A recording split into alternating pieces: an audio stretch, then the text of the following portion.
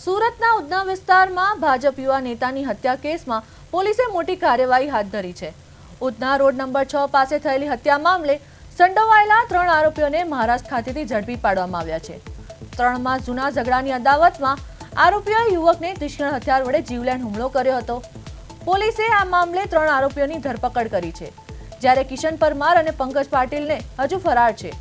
આરોપીઓ સામે અગાઉ હત્યા, લૂંટ અને મારામારીના પ્રોહિબિશન સહિતના અનેક ગુનાઓ નોંધાયેલા હોવાનું પણ સામે આવ્યું છે।